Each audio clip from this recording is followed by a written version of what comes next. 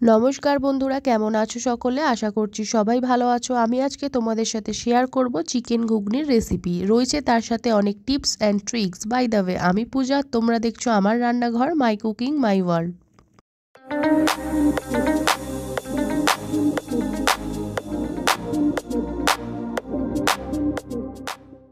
Chicken ঘুগনি বানানোর জন্য আমি এখানে মটর নিয়ে নিয়েছিলাম। আগের দিন রাতে আমি ভালো করে মটরটাকে ভিজিয়ে নিয়েছি। এবার একটা প্রেশার কুকারের মধ্যে মটরটাকে সব দিয়ে দিলাম। দুটো বড় বড় আলু কেটে নিয়েছি, সেটাও প্রেশার কুকারের মধ্যে দিয়ে ভালো করে ঢাকনা আটকে গ্যাসটাকে অন করে প্রেশার কুকারটা বসিয়ে দিলাম। 3টে সিটি দিলেই কিন্তু এখানে মটর আর আলু সিদ্ধ হয়ে যাবে। অন্যদিকে একটা মিক্সার জারের মধ্যে নিয়ে নিলাম কিছুটা রসুন, তার সাথে নিয়ে নিলাম কিছুটা আদা। এইবার আমি তার সাথে নিয়ে নিলাম গোটা গরম মশলা। ভালো করে এর একটা পেস্ট বানিয়ে নেব। অন্যদিকে কড়া বসিয়ে দিয়ে দিলাম হিমামি হেলদি অ্যান্ড টেস্টির সর্ষের তেল। ফোড়ন দিয়ে দিলাম তেজপাতা, শুকনো লঙ্কা, দিয়ে দিলাম কেটে রাখা পেঁয়াজ। এবার ভালো করে ভেজে নিয়ে দিয়ে দেব টমেটো।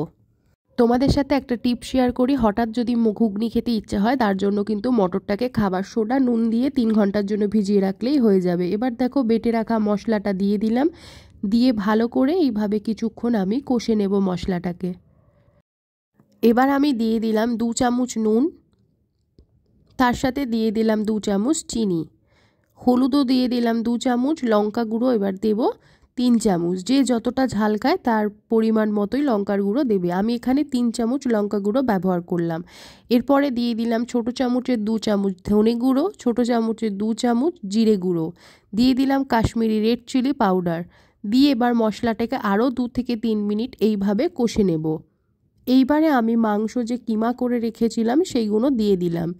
দিয়ে এবার ততক্ষণ নাড়বো যতক্ষণ না মাংসটা ভালো করে রান্না হচ্ছে বা সিদ্ধ হচ্ছে। এরপর ওপর থেকে ছড়িয়ে দিলাম ধনেপাতা কুচি। 1 থেকে 2 মিনিট আবারও আমি মাংসটাকে ভালো করে রান্না করে নেব।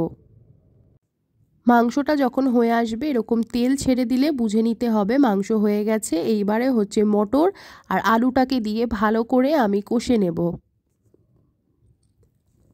এরপরে আমি দিয়ে দিলাম কসৌরি মেথি। কসৌরি মেথি কিন্তু অনেকে দেয় না, বাট আমি দিলাম। কসৌরি মেথি দিলে কিন্তু খুব সুন্দর একটা ফ্লেভার আসে।